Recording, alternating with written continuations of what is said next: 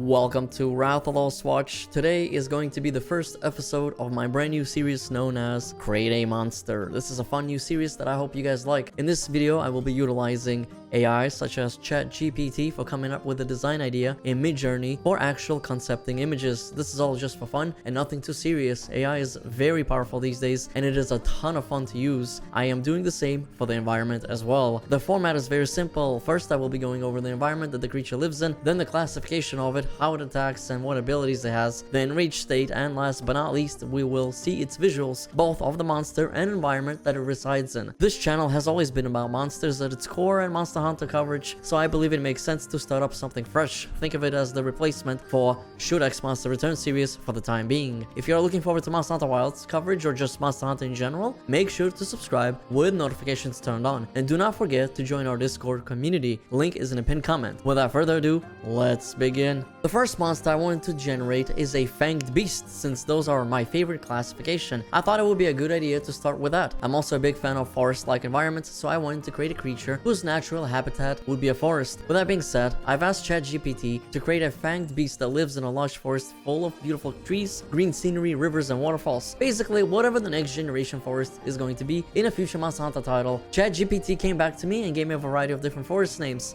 However, I told the AI to call it the Verdant Forest. The amazing thing about AI is that it can come up with some really cool concepts, and if there's something you do not like, you can use the concept idea that it gave you and tell it to implement something into it or change it. Basically, shape the idea that is already decent into even a better one and really fine-tune it, which is where the human element comes in that I believe is very important. That is exactly how AI should be utilized. It's a godsend for prototyping and concepting. As a matter of fact, it's being very highly used these days already in video game development, whether you like it or not. Anyways, let's get into our first monster, Bristlefang, who lives and resides in the Verdant Forest. Here's what the environment looks like and what Mid-Journey came up with. I absolutely love it and I think it did an incredible job. The Verdant Forest is a lush, vibrant biome teeming with life, towering trees from a dense canopy filtering sunlight into the emerald undergrowth below. Rivers and ponds weave through the terrain, while cascading waterfalls add to its serene beauty. Hunters will navigate slippery banks, fallen logs, and steep cliffs as they pursue their quarry. Bristlefang is a fanged beast resembling a hybrid of a boar and porcupine. It has a muscular build covered in tough, leathery skin adorned with moss and algae, blending perfectly with its lush surroundings. Its most striking feature is a ridge of sharp, retractable quills running along its back. These quills serve both as a defensive mechanism and a deadly weapon. Its curved tusks shaped like hooks make it a formidable presence in the forest, capable of uprooting trees and tearing through the adversaries' role in the ecosystem.